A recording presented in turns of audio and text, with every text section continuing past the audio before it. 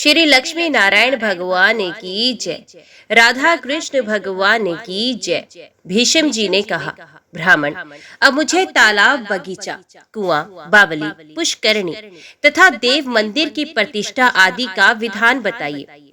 पुलसत्ते जी बोले, महाबाहो सुनो, तालाब आदि की प्रतिष्ठा का जो विधान है उसका इतिहास पुराणों में इस प्रकार वर्णन है। उत्तरायण आने पर शुभ शुक्ल पक्ष में ब्राह्मण द्वारा कोई पवित्र दिन निश्चित करा ले, उस दिन ब्राह्मणों का वरण करें और तालाब के समीप जहाँ कोई अपवित्र वस्तु ना हो 4 हाथ लंबी और उतनी ही चौड़ी चौकोर वेदी बनाए। वेदी सब और समतल हो और चारों दिशाओं में उसका मुख हो।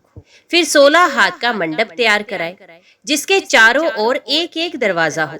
वेदी के सब ओर कुंडों का निर्माण कराए। कुंडों की संख्या 9, 7 या 5 होनी चाहिए। कुंडों की लंबाई चौड़ाई एक एक रत्न की हो तथा वे सभी 3-3 मेखलाओं से सुशोभित हों। उनमें यथास्थान योनि और मुख भी बने होने चाहिए। योनि की लंबाई 1 बित्ता और चौड़ाई 6-7 अंगुल की हो। मेखलाएं 3 पर्व ऊंची और 1 हाथ लंबी होनी चाहिए।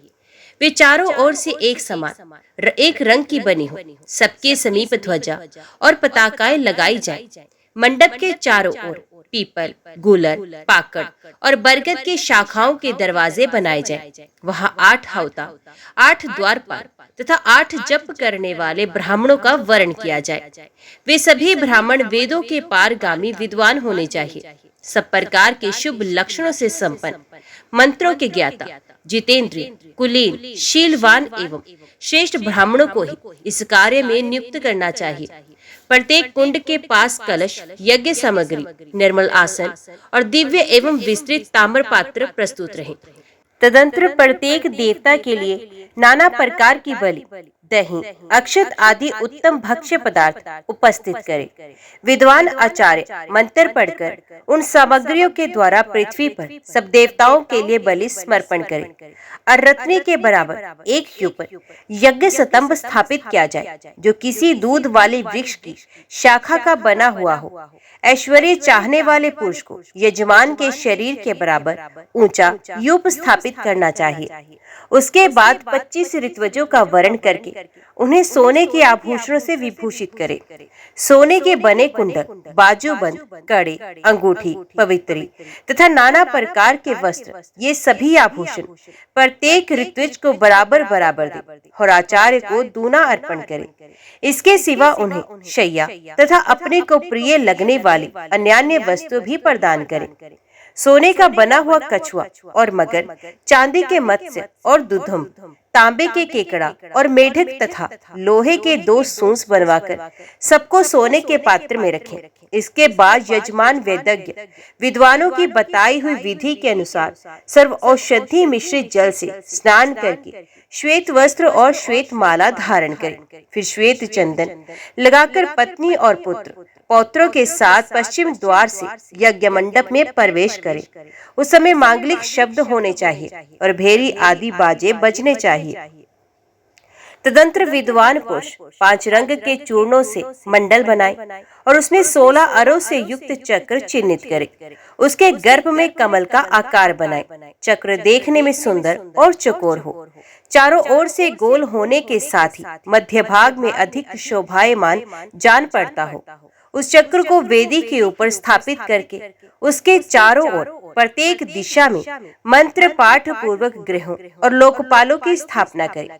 फिर मध्य भाग में वरुण संबंधी मंत्रों का उच्चारण करते हुए एक कलश स्थापित करें और उसी के ऊपर ब्रह्मा, शिव, विष्णु, गणेश, लक्ष्मी तथा पार्वती की भी स्थापना करें। इसके पश्चात संपूर्ण लोकों के शांति के लिए भूत समुदाय को स्थापित करें। इस प्रकार पुष्प, चंदन और फलों के द्वारा सबकी स्थापना करके कलशों के भीतर पंचरत्न छोड़कर उन्हें वस्त्रों से आवेष्टित कर दें। फिर पुष्प और चंदन के द्वारा उन्हें अलंकृत करके द्वार रक्षा के लिए नियुक्त ब्राह्मणों से वेद पाठ करने के लिए कहें और स्वयं आचार्य का पूजन करें। पूर्व द्वार की ओर 2 ऋग्वेदी, दक्षिण द्वार पर 2 यजुर्वेदी, पश्चिम द्वार पर 2 सामवेदी तथा उत्तर द्वार पर 2 अथर्ववेदी विद्वानों को रखना चाहिए। यजमान मंडल के दक्षिण भाग में उत्तराभिमुख होकर बैठे और द्वार रक्षक विद्वानों से कहें, आप लोग वेद पाठ करें। फिर यज्ञ कराने वाले आचार्य से कहें, आप यज्ञ प्रारंभ कराएं। तत्पश्चात जप करने वाले ब्राह्मणों से कहें, आप लोग उत्तम मंत्र का जप करते रहें। इस प्रकार सबको प्रेरित करके मंत्रज्ञ पुरुष अग्नि को प्रज्वलित करे तथा मंत्र पाठ पूर्वक घी और समिधाओं की आहुति दे। ऋत्विजों को भी वरुण संबंधी मंत्रों द्वारा सब ओर से हवन करना चाहिए। ग्रहों के निमित्त विधिवत आहुति देकर उस यज्ञ क्रम में इंद्र, शिव, मरुदगण और लोकपालों के निमित्त भी विधि पूर्वक होम करें। पूर्व द्वार पर नियुक्त ऋग्वेदी ब्राह्मण शांति, रुद्र, पावमान, सुमंगल तथा पुरुष संबंधी सूक्तों का पृथक पृथक जप करे। दक्षिण द्वार पर स्थित यजुर्वेदी विद्वान इंद्र, रुद्र, सोम, कुष्मांड, अग्नि तथा सूर्य संबंधी सूक्तों का जप करे।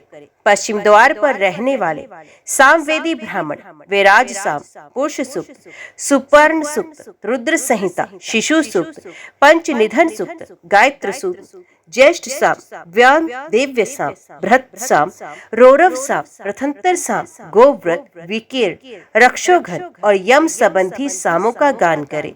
उत्तर द्वार के अथर्ववेदी विद्वान मन ही मन भगवान वरुण देव की शरण ले शांति और पुष्टि संबंधी मंत्रों का जप करे। इस प्रकार पहले दिन मंत्रों द्वारा देवताओं की स्थापना करके हाथी और घोड़े के पैरों के नीचे की जिस पर रथ चलता हो ऐसी सड़क की, बाम्बे की, 2 नदियों के संगम की, गौशाला की तथा साक्षात गौ के पैर के नीचे की मिट्टी लेकर कलशों में छोड़ दे। उसके बाद सर्व औषधि, गोरोचन, सरसों के दाने, चंदन और गूगल भी छोड़े। फिर पंचगव्य मिलाकर उन कलशों के जल से यजमान का विधि पूर्वक अभिषेक करे। अभिषेक के समय विद्वान पुरुष वेद मंत्रों का पाठ करता रहे। इस प्रकार शास्त्र विहित कर्म के द्वारा रात्रि व्यतीत करके निर्मल प्रभात का उदय होने पर हवन के अंत में ब्राह्मणों को 100, 50, 36 अथवा 25 गो दान करें। तदंतर शुद्ध एवं सुंदर लगन आने पर वेद पाठ, संगीत तथा नाना प्रकार के बाजों की मनोहर ध्वनि के साथ एक गो को स्वर्ण से अलंकृत करके तालाब के जल में उतारे और उसे सामगान करने वाले ब्राह्मणों को दान कर दे। तत्पश्चात पंचरत्नों से युक्त सोने का पात्र लेकर उसमें पूर्वोक्त मगर और मछली आदि को रखें और उसे किसी बड़ी नदी से मंगाए हुए जल से भर दें। फिर उस पात्र को दही, अक्षत से विभूषित करके वेद और वेदांगों के विद्वान 4 ब्राह्मण हाथ से पकड़े और यजमान की प्रेरणा से उसे उत्तराभिमुख उलटकर तालाब के जल में डाल दे।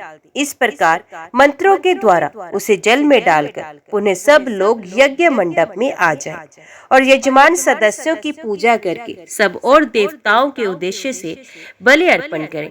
इसके बाद लगातार 4 दिनों तक हवन होना चाहिए। चौथे दिन चतुर्थी क्रम करना उचित है। उसमें भी यथाशक्ति दक्षिणा देनी चाहिए। चतुर्थी कर्म पूर्ण करके यज्ञ संबंधी जितने पात्र और सामग्री हो उन्हें ऋत्विजों में बराबर बांट देना चाहिए। फिर मंडप को भी विभाजित करें। स्वर्ण पात्र और शैया किसी ब्राह्मण को दान करें। इसके बाद अपनी शक्ति के अनुसार 1000, 108, 50 अथवा 20 ब्राह्मणों को भोजन कराएं। पुराणों में तालाब की प्रतिष्ठा के लिए यही विधि बताई गई है। कुआं, बावली और पुष्करणी के लिए भी यही विधि है। देवताओं की प्रतिष्ठा में भी ऐसा ही विधान समझना चाहिए। मंदिर और बगीचे आदि की प्रतिष्ठा कार्य में केवल मंत्रों का ही भेद है। विधि विधान प्राय एक से ही है। उपरोक्त विधि का यदि पूर्णता पालन करने की शक्ति ना हो तो आधे वयस से भी ये कार्य संपन्न हो सकता है। ये बात ब्रह्मा जी ने कही है। जिस पोखरे में केवल वर्षा काल में ही जल रहता है वे 100 अग्निष्टोम यज्ञों के बराबर फल देने वाला होता है। जिसमें शरत काल तक जल रहता है उसका भी यही फल है। हेमंत और शिशिर काल तक रहने वाला जल वाजपेय और अतिरात्र नामक यज्ञ का फल देता है।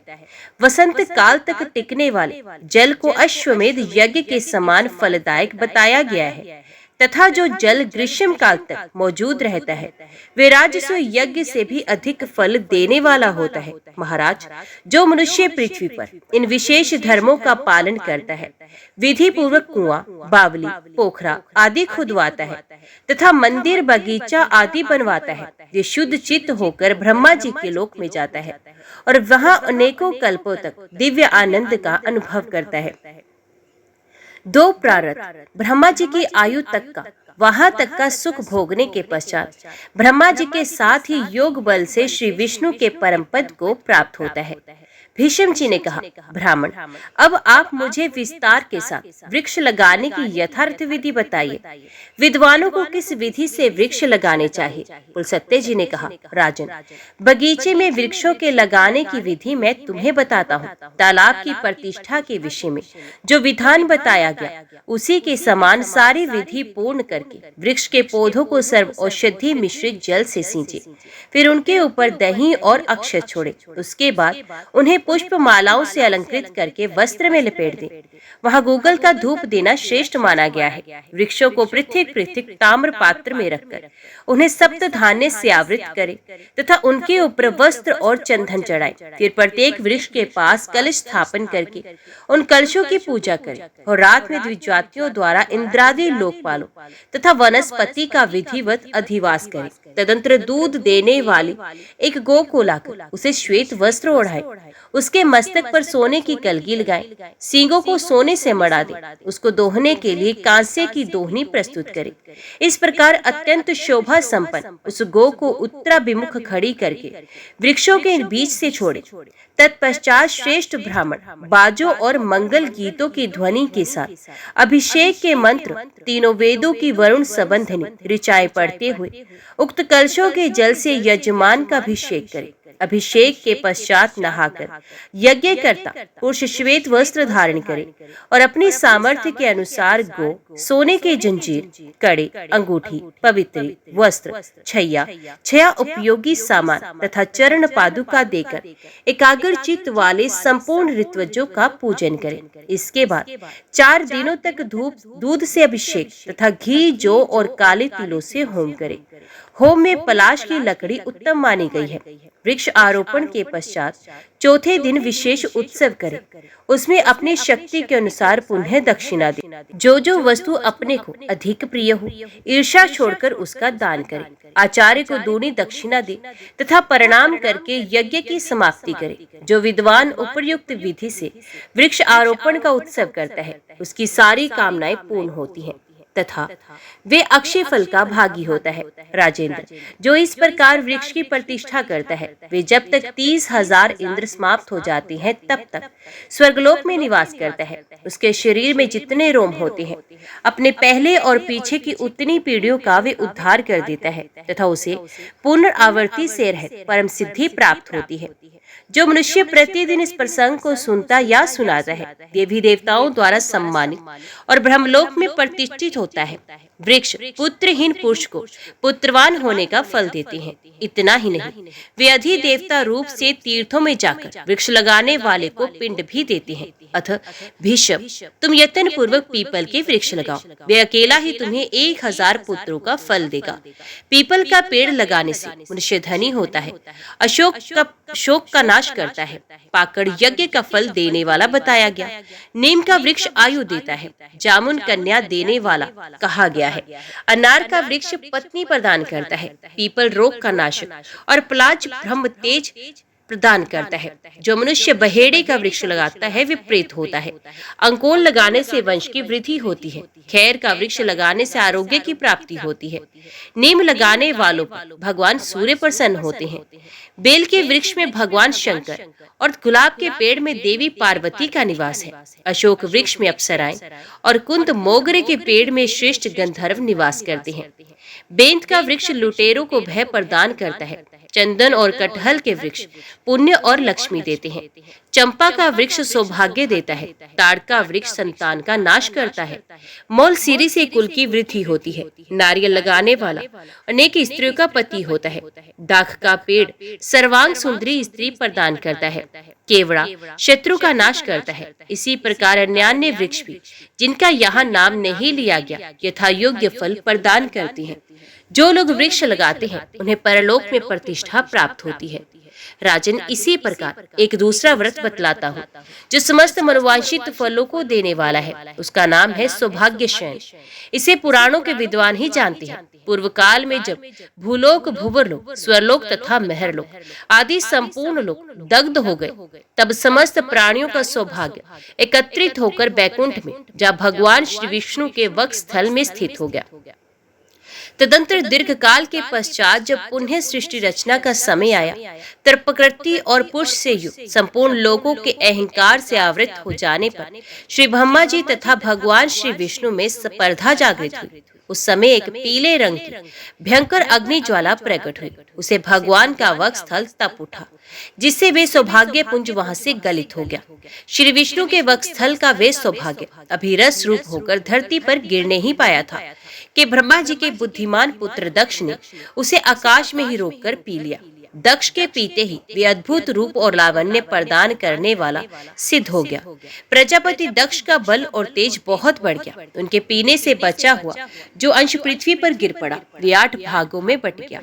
उनमें से 7 भागों में 7 सौभाग्यदायिनी औषधियां उत्पन्न हुई, जिनके नाम इस प्रकार हैं। 1 तर्राजु, निष्णान, राजधान्य, गोक्षीर, कुसुम और कुसुम। 8वां नमक है। इन 8 की सौभाग्याष्टक संज्ञा कहते हैं। योग और ज्ञान के तत्व को जानने वाले ब्रह्मपुत्र दक्ष ने पूर्व काल में जिस सौभाग्य रस का पान किया था, उसके अंश से उन्हें सती नाम की एक कन्या उत्पन्न हुई। नीलकमल के समान मनोहर शरीर वाली वे कन्या लोक में ललिता के नाम से भी प्रसिद्ध है। पिनाकधारी भगवान शंकर ने उस त्रिभुवन सुंदरी देवी के साथ विवाह किया। सती तीनों लोगों की सौभाग्य रूप है। ये भोग और मोक्ष प्रदान करती हैं। उनकी आराधना करके नर या नारी क्या नहीं पा सकता। भीष्म जी ने पूछा, मुने, जगदात्री सती की आराधना कैसे की जाती है? जगत की शांति के लिए जो विधान हो वे मुझे बताने की कृपा कीजिए। सत्य जी बोले, चैत्र मास के शुक्ल पक्ष की तृतीया को दिन के पूर्व भाग में मनुष्य तिल मिश्रित जल से स्नान करे। उस दिन परम सुंदरी भगवती सती का विश्वात्मा भगवान शंकर के साथ वैवाहिक मंत्रों द्वारा विवाह हुआ था। अतः तृतीया को सती देवी के साथ ही भगवान शंकर का भी पूजन करें। पंचगव्य तथा चंदन मिश्रित जल के द्वारा गौरी और भगवान चंद्रशेखर की प्रतिमा को स्नान कराकर धूप, दीप, नैवेद्य तथा नाना प्रकार के फलों द्वारा दोनों की पूजा करनी चाहिए। पार्वती देवै नमः, शिवाय नमः, इन मंत्रों से पार्वती और शिव के चरणों की, जयाय नमः, शिवाय नमः से दोनों घुटियों की, त्र्यंबकाय नमः, भवानी नमः से पिंडलियों की, भद्रेश्वराय नमः, विजयाय नमः से घुटनों की, हरिकेश्याय नमः, वरदाय नमः से जांघों का, ईशाय शंकराय नमः, रतय नमः दोनों कटी भाग का, कोटिने नमः, शूलिने नमः से कुक्षी भाग का, शूलपाणने नमः, मंगलाय नमः से उदर का, सर्वात्मने नमः, ईशाने नमः से दोनों स्तनों का, चिदात्म नमः, रुद्राणे नमः से कंठ का, त्रिपुर घनाय नमः, अनंताय नमः दोनों हाथों का, त्रिलोचनाय नमः, काल नाल प्रियाय नमः से बाहों का, सौभाग्य भवनाय नमः से आभूषणों का, स्वधाय नमः, ईश्वराय नमः से दोनों मुखमंडल का, अशोक वन वासिने नमः इस मंत्र से ऐश्वर्य प्रदान करने वाले 8 का, स्थावरणे नमः, चंद्रमुख प्रियाय नमः से मुंह का, अर्धनारीश्वराय नमः, असितांगे नमः से नासिका का, उग्राय नमः, ललिताय नमः से दोनों बाहों का, शर्वाय नमः, वसुदेवाय नमः से केशों का, श्रीकंठनाथाय नमः से केवल शिव के बालों का, तथा भीम गुरु रूपिणे नमः, सर्वात्मने नमः से दोनों के मस्तकों का पूजन करें। इस प्रकार शिव और पार्वती की विधिवत पूजा करके उनके आगे सौभाग्याष्टक रख दी।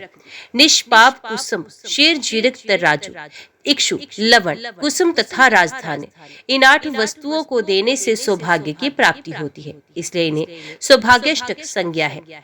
इस प्रकार शिव पार्वती के आगे सब सामग्री निवेदन करके चैत्र में सिंघाड़ा खाकर रात को भूमि पर शयन करें। फिर सवेरे उठकर स्नान और जप करके पवित्र हो माला, वस्त्र और आभूषणों के द्वारा ब्राह्मण दंपत्ति का पूजन करें। इसके बाद सौभाग्याष्टक सहित शिव और पार्वती की स्वर्णमय प्रतिमाओं को ललिता देवी की प्रसन्नता के लिए ब्राह्मण को निवेदन करें। दान के समय इस प्रकार कहें, ललिता, विजया, भद्रा, भवानी, कुमुदा, शिवा, वसुदेवा, गौरी, मंगला, कमला, सती और उमा ये पर्सन हो। 12 महीनों की प्रत्येक द्वादशी को भगवान श्री विष्णु की तथा उनके साथ लक्ष्मी जी की भी पूजा करें। इसी प्रकार परलोक में उत्तम गति चाहने वाले पुरुष को प्रत्येक मास की पूर्णिमा को सावित्री सहित ब्रह्मा जी की विधिवत आराधना करनी चाहिए तथा ऐश्वर्य की कामना वाले मनुष्य को सौभाग्याष्टक का दान भी करना चाहिए। इस प्रकार 1 वर्ष तक इस व्रत का विधि पूर्वक अनुष्ठान करके पुरुष, स्त्री या कुमारी भक्ति के साथ रात्रि में शिव जी की पूजा करें। व्रत की समाप्ति के समय संपूर्ण सामग्री से युक्त छैया शिव पार्वती की स्वर्णमय मूर्ति, बैल और गौ का दान, कृपणता छोड़कर दृढ़ निश्चय के साथ भगवान का पूजन करें। जो स्त्री इस प्रकार उत्तम सौभाग्यशयन नामक व्रत का अनुष्ठान करती है उसकी कामनाएं पूर्ण होती हैं अथवा उसे नित्य पद की प्राप्ति होती है। इस व्रत का आचरण करने वाले पुरुष को एक फल का परित्याग कर देना चाहिए। प्रति मास इसका आचरण करने वाला पुरुष यश और कीर्ति प्राप्त करता है। राजन, सौभाग्य शयन का दान करने वाला पुरुष कभी सौभाग्य, आरोग्य, सुंदर रूप, वस्त्र, अलंकार और आभूषणों से वंचित नहीं होता।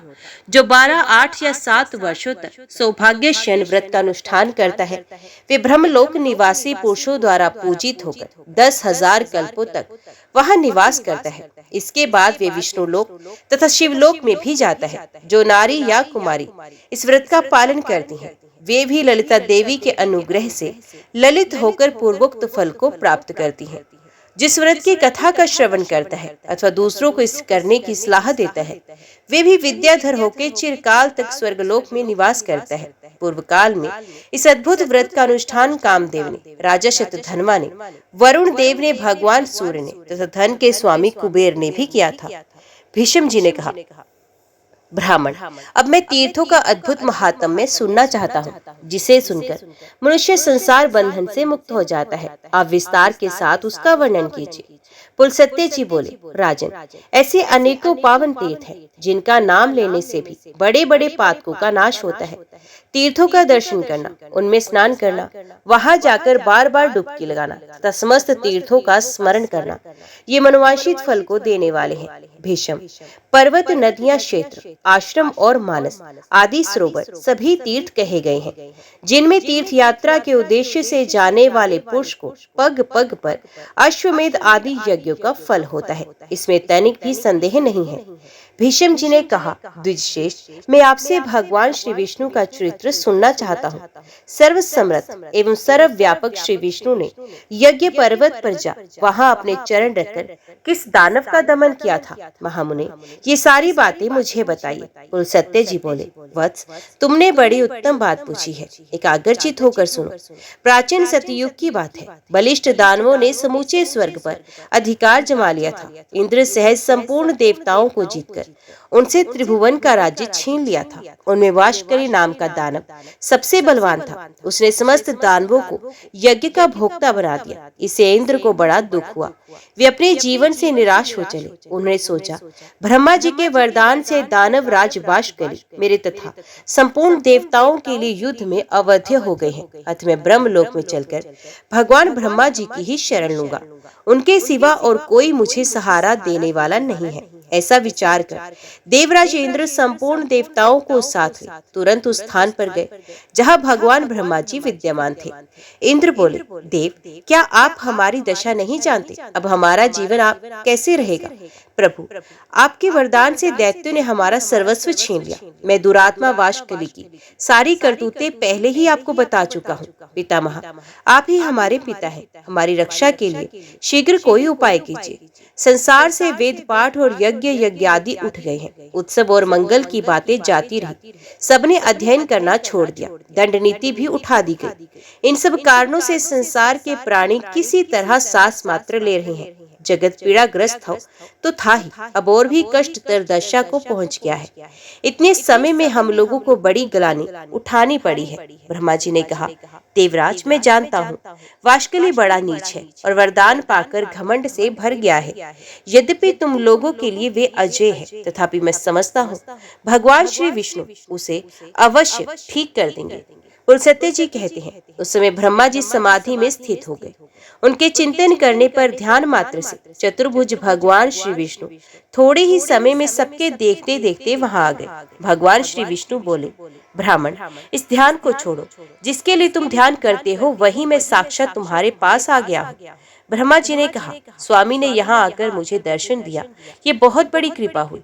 जगत के लिए जगदीश्वर को जितनी चिंता है उतनी और किसको हो सकती है। मेरी उत्पत्ति भी आपने जगत के लिए ही की थी और जगत की ही यह दशा है। अतः उसके लिए भगवान का ये शुभ आगमन वास्तव में कोई आश्चर्य की बात नहीं। प्रभु, विश्व के पालन का कार्य आपके ही अधीन है। इस इंद्र का राज्य वाशकली ने छीन लिया है। चराचर प्राणियों के सहित त्रिलोकी को अपने अधिकार में कर लिया। केशव, अब आप ही सलाह देकर अपने सेवक की सहायता कीजिए।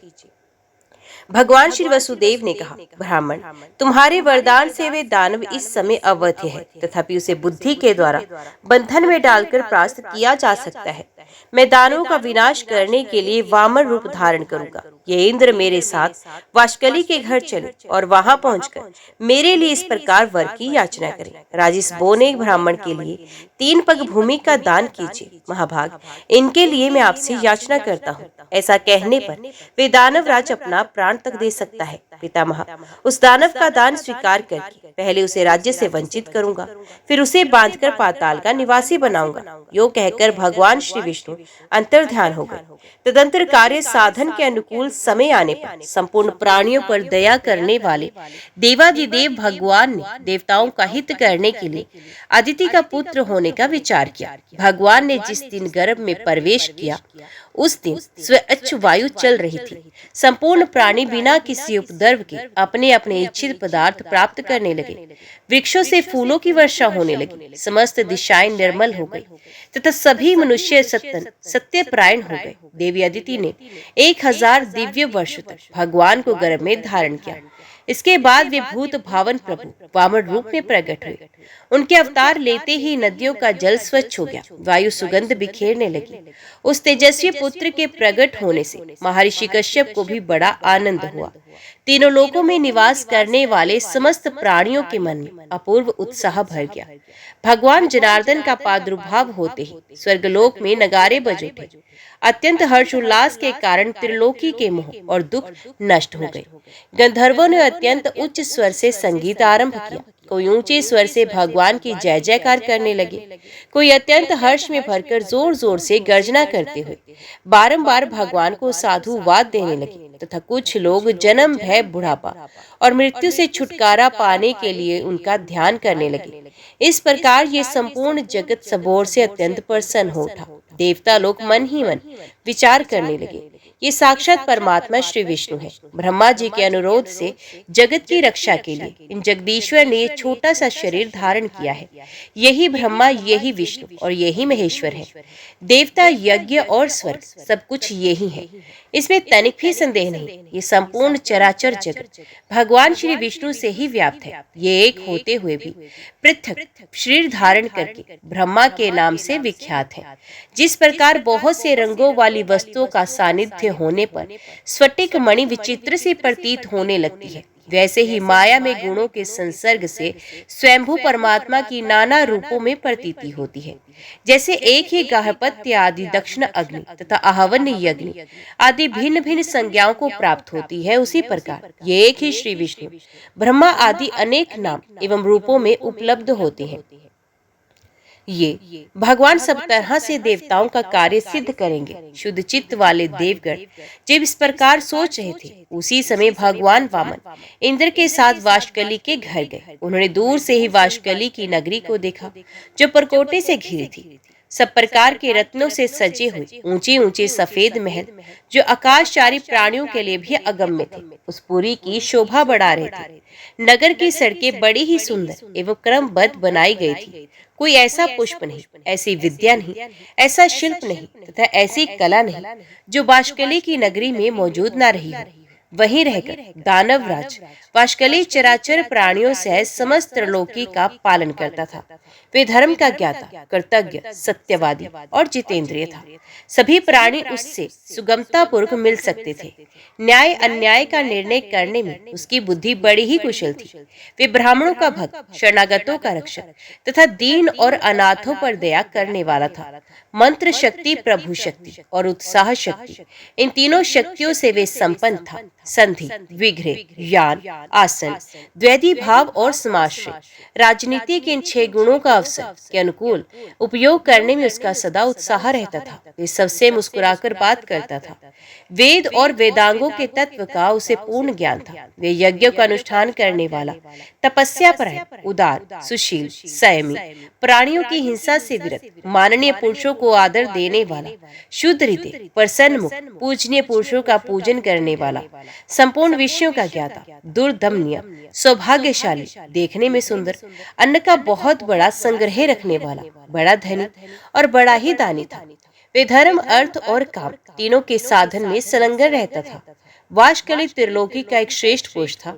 वे सदा अपनी नगरी में ही रहता था। उसमें देवता और दानवों के भी घमंड को चूर्ण करने की शक्ति थी। ऐसे गुणों से विभूषित होकर वे त्रिभुवन की समस्त प्रजा का पालन करता था। उस दानव राज के राज्य में कोई भी अधर्म नहीं हो पाता था। उसकी प्रजा में कोई भी ऐसा नहीं था जो दीन, रोगी, अल्पायु, दुखी, मूर्ख, कुरूप, दुर्भाग्यशाली और अपमानित हो। इंद्र को आते देख दानवों ने जाकर राजा वाशकली से कहा, प्रभु, बड़े आश्चर्य की बात है कि आज इंद्र एक बोने ब्राह्मण के साथ अकेले ही आपकी पुरी में आ रहे हैं। इस समय हमारे लिए जो कर्तव्य हो उसे शीघ्र बताइए। उनकी बात सुनकर वाशकली ने कहा, दानवों, इस नगर में देवराज को आदर के साथ ले आना चाहिए। वे आज हमारे पूजनीय अतिथि हैं। पुलसत्य जी कहते हैं, दानवराज वाशकली दानवों से ऐसा कहकर फिर स्वयं इंद्र से मिलने के लिए अकेला ही राजमहल से बाहर निकल पड़ा और अपने शोभा संपन्न नगर की 7वीं ड्योढ़ी पर जा पहुंचा। इतने में ही उधर से भगवान वामन और इंद्र भी आ पहुंचे। दानवराज ने बड़े प्रेम से उनकी ओर देखा और प्रणाम करके अपने को कृतार्थ माना। वे हर्ष में भरकर सोचने लगा, मेरे समान धन्य दूसरा कोई नहीं, क्योंकि आज मैं त्रिभुवन की राजलक्ष्मी से संपन्न होकर इंद्र को याचक के रूप में अपने घर पर आया देखता हूँ। ये मुझसे क्या याचना करेंगे? घर पर आए हुए इंद्र को मैं अपनी स्त्री, पुत्र, महल तथा अपने प्राण भी दे दूंगा। फिर त्रिलोकी के राज्य की तो बात ही क्या। ये सोचकर उसने सामने आ इंद्र को अंक में भरकर बड़े आदर के साथ गले लगाया और अपने राजभवन के भीतर ले जाकर अर्घ्य तथा आचमनी आदि से उन दोनों का यत्न पूर्वक पूजन किया। इसके बाद वाशकली बोला, इंद्र, आज मैं आपको अपने घर पर स्वयं आया देखता हूँ। इससे मेरा जन्म सफल हो गया है। मेरे सभी मनोरथ पूर्ण हो गए हैं। प्रभु, मेरे पास आपका किस प्रयोजन से आगमन हुआ? मुझे सारी बात बताइए। आपने यहाँ तक आने का कष्ट उठाया, इसी में बड़े आश्चर्य की बात समझता हूँ। इंद्र ने कहा, वाशकली, मैं जानता हूँ दानव वंश के श्रेष्ठ पुरुषों में तुम सबसे प्रधान हो। तुम्हारे पास मेरा आना कोई आश्चर्य की बात नहीं। तुम्हारे घर पर आए हुए याचक कभी विमुख नहीं लौटते। तुम याचकों के लिए कल्प वृक्ष हो। तुम्हारे समान दाता कोई नहीं।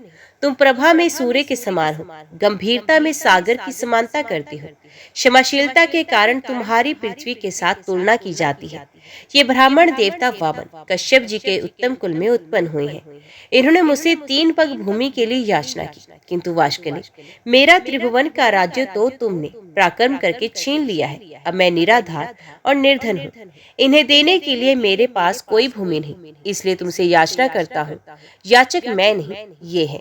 दानवेंद्र, यदि तुम्हें अभिष्ट हो तो इन वामन जी को 3 पग भूमि दे दो। वाशकली ने कहा, देवेंद्र, अब भले पधारे, आपका कल्याण हो। जरा अपनी ओर तो देखिए, आप ही सबके परम आश्रय हैं। पितामह ब्रह्मा जी त्रिभुवन की रक्षा का भार आपके ऊपर डालकर सुख से बैठे हैं और ध्यान धारणा से युक्त हो परम पद का चिंतन करते हैं। भगवान श्री विष्णु भी अनेकों संग्रामों से थककर जगत की चिंता छोड़ आपके ही भरोसे क्षीर सागर का आश्रय ले सुख की नींद सो रहे हैं। उमानाथ भगवान शंकर भी आपको ही सारा भार सौंपकर कैलाश पर्वत पर विहार करते हैं। मुझसे भिन्न बहुत से दानवों को, जो बलवानों से भी बलवान थे, आपने अकेले ही मार गिराया। 12 आदित्य, 11 रुद्र, दोनों अश्विनी कुमार, 8 वसु तथा सनातन देवता धर्म, ये सब लोग आपके ही बाहुबल का आश्रय ले स्वर्गलोक में यज्ञ का भाग ग्रहण करते हैं। आपने उत्तम दक्षिणाओं से संपन्न सो यज्ञों द्वारा भगवान का यजन किया है। वृत्र और नमुची आपके ही हाथों से मारे गए। आपने ही पाक नामक दैत्य का दमन किया। सर्व समर्थ भगवान विष्णु ने आपकी ही आज्ञा से दैत्य राज हिरण्यकशिपु को अपनी जांग पर बिठाकर मार डाला था। आप ऐरावत के मस्तक पर बैठकर वज्र हाथ में लिए जब संग्राम भूमि में आते हैं, उस समय आपको देखते ही सब दानव भाग जाते हैं। पूर्व काल में आपने बड़े बड़े बलिष्ठ दानवों पर विजय पाई है। देवराज, आप ऐसे प्रभावशाली हैं, आपके सामने मेरी क्या गिनती हो सकती है। आपने मेरा उद्धार करने की इच्छा से यहाँ पदार्पण किया है। निस्संदेह मैं आपकी आज्ञा का पालन करूंगा। मैं निश्चय पूर्वक कहता हूँ, आपके लिए अपने प्राण भी दे दूंगा। देवेश्वर, आपने मुझसे इतनी सी भूमि की बात क्यों कही? वे स्त्री, पुत्र, गौए तथा और जो कुछ भी धन मेरे पास है, वे सब एवं त्रिलोकी का सारा राज्य इन ब्राह्मण देवता को दे दीजिए। आप ऐसा कर मुझ पर तथा मेरे पूर्वजों पर कृपा करेंगे, इसमें तनिक भी संशय नहीं, क्योंकि भावी प्रजा कहेगी, पूर्व काल में राजा वाशकरी ने अपने घर पर आए हुए इंद्र को त्रिलोकी का राज्य दे दिया था। आप ही क्यों, दूसरा भी कोई याचक यदि मेरे पास आए तो वे सदा ही मुझे अत्यंत प्रिय होगा। आप तो उन सब में मेरे लिए विशेष आदरणीय है, अतः आपको कुछ भी देने में मुझे कोई विचार नहीं करना चाहिए। परंतु देवराज, मुझे इस बात से बड़ी लज्जा हो रही है कि इन ब्राह्मण देवता की विशेष प्रार्थना करने पर आप मुझसे 3 ही पग भूमि मांग रहे हैं। मैं इन्हें अच्छे अच्छे गांव दूंगा और आपको स्वर्ग का राज्य अर्पण कर दूंगा। वामन जी को स्त्री, भूमि दोनों दान कर दूंगा। अब मुझ पर कृपा करके ये सब स्वीकार करें। राजन दानवराज वाशकली के ऐसा कहने पर उसके पुरोहित शुक्राचार्य ने उससे कहा, महाराज, तुम्हें उचित अनुचित का बिल्कुल भी ज्ञान नहीं, किसको कब क्या देना चाहिए, इस बात से तुम अनभिज्ञ हो। अतः मंत्रियों के साथ भली भांति विचार करके युक्तायुक्त का निर्णय करने के पश्चात तुम्हें कोई कार्य करना चाहिए। तुमने इंद्र सह देवताओं को जीतकर त्रिलोकी का राज्य प्राप्त किया है। अपने वचन को पूरा करते ही तुम बंधन में पड़ जाओगे। राजन, ये जो वामन है, इन्हें साक्षात सनातन विष्णु ही समझो। इनके लिए तुम्हें कुछ नहीं देना चाहिए, क्योंकि इन्होंने ही तो पहले तुम्हारे वंश का उच्छेद कराया है और आगे भी कराएंगे। इन्होंने माया से दानवों को परास्त किया है और माया से ही इस समय बोने ब्राह्मण का रूप बनाकर तुम्हें दर्शन दिया है। अतः अब बहुत कहने की क्या आवश्यकता, कोई इन्हें कुछ ना दो, 3 पग तो बहुत दो। मक्खी के पैर के बराबर भी भूमि देना ना स्वीकार करो। यदि मेरी बात नहीं मानोगे तो शीघ्र ही तुम्हारा नाश हो जाएगा। ये मैं तुम्हें सच्ची बात कह रहा हूँ। वाशकली ने कहा, गुरुदेव, मैंने धर्म की इच्छा से इन्हें सब कुछ देने की प्रतिज्ञा कर ली है। प्रतिज्ञा का पालन अवश्य करना चाहिए, ये सत्पुरुषों का सनातन धर्म है। यदि ये भगवान विष्णु है और मुझसे दान लेकर देवताओं को समृद्धिशाली बनाना चाहते हैं, तब तो मेरे समान धन्य दूसरा कोई न होगा। ध्यान परायण योगी निरंतर ध्यान करते रहने पर भी जिनका दर्शन जल्दी नहीं पाते, उन्होंने ही यदि मुझे दर्शन दिया है, तब तो इन देवेश्वर ने मुझे और भी धन्य बना दिया। जो लोग हाथ में कुश और जल लेकर दान देते हैं, वे भी मेरे दान से सनातन परमात्मा भगवान विष्णु प्रसन्न इस वचन के कहने पर मोक्ष के भागी होते हैं। इस कार्य को निश्चित रूप से करने के लिए मेरा जो दृढ़ संकल्प हुआ है, उसमें आपका उपदेश ही कारण है। बचपन में आपने एक बार उपदेश दिया था, जिससे मैंने अच्छी तरह अपने हृदय में धारण कर लिया था। वे उपदेश इस प्रकार था, शत्रु भी यदि घर पर आ जाए तो उसके लिए कोई वस्तु अदेय नहीं है, उसे कुछ भी देने से इनकार नहीं करना चाहिए। गुरुदेव, यही सोचकर मैंने इंद्र के लिए स्वर्ग का राज्य और वामन जी के लिए अपने प्राण तक दे डालने का निश्चय कर लिया है। जिस दान के देने में मुझे कष्ट नहीं होता, ऐसा दान तो संसार में सभी लोग देते हैं। ये सुनकर गुरु जी ने लज्जा से अपना मुंह नीचे कर लिया। तब वाशकली ने इंद्र से कहा, देव, आपके मांगने पर मैं सारी पृथ्वी दे सकता हूँ। यदि इन्हें 3 ही पग भूमि देनी पड़ी तो ये मेरी लज्जा की बात है। इंद्र ने कहा, दानवराज, तुम्हारा कहना सत्य है, किंतु इन ब्राह्मण देवता ने मुझसे 3 ही पग भूमि की याचना की है। इनको इतनी ही भूमि की आवश्यकता है। मैंने भी इन्हीं के लिए तुमसे याचना की है, अतः इन्हें यही वर प्रदान करो। वाशकली ने कहा, देवराज, आप वामन को मेरी ओर से 3 पग भूमि दे दीजिए और आप भी चिरकाल तक वहां सुख से निवास कीजिए। पुलसत्य जी कहते हैं, ये कहकर वाशकली ने हाथ में जल ले, साक्षात श्री हरि मुझ पर प्रसन्न हो, ऐसा कहते हुए वामन जी को 3 पग भूमि दे दी। दानवराज के दान करते ही श्री हरि ने वामन रूप त्याग दिया और देवताओं का हित करने की इच्छा से संपूर्ण लोगों को नाप लिया। वे यज्ञ पर्वत पर पहुंचकर उत्तर की ओर मुंह करके खड़े हो गए। उस समय दानव लोग भगवान के बाएं चरण के नीचे आ गया। तब जगदीश्वर ने पहला पग सूर्यलोक में रखा, दूसरा धुवर लोक में और तीसरा अद्भुत कर्म करने वाले भगवान ने तीसरे पग से ब्रह्मांड पर आघात किया। उनके अंगूठे के अग्रभाग से लगकर ब्रह्मांड का टहा फूट गया, जिससे बहुत सा जल बाहर निकलने लगा। उसे ही भगवान श्री विष्णु के चरणों से प्रकट होने वाली वैष्णवी नदी गंगा कहती है। गंगा जी अनेक कारणवश भगवान श्री विष्णु के चरणों से प्रकट हुई है। उनके द्वारा चराचर प्राणियों सहित समस्त त्रिलोकी व्याप्त है। तत्पश्चात भगवान श्री वामन ने वाशकली से कहा, मेरे 3 पग पूर्ण करो।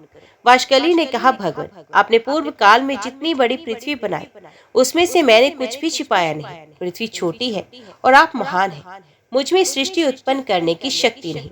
देव, अब जैसे प्रभु की इच्छा शक्ति ही मनवांछित कार्य करने में समर्थ होती है। सत्यवादी वाशकली को निरुत्तर जानकर भगवान श्री विष्णु बोले, दानवराज, बोलो, मैं तुम्हारी कौन सी इच्छा पूर्ण करूं? तुम्हारा दिया हुआ संकल्प का जल मेरे हाथ में आया है, इसलिए तुम वर पाने के योग्य हो, वरदान के उत्तम पात्र हो।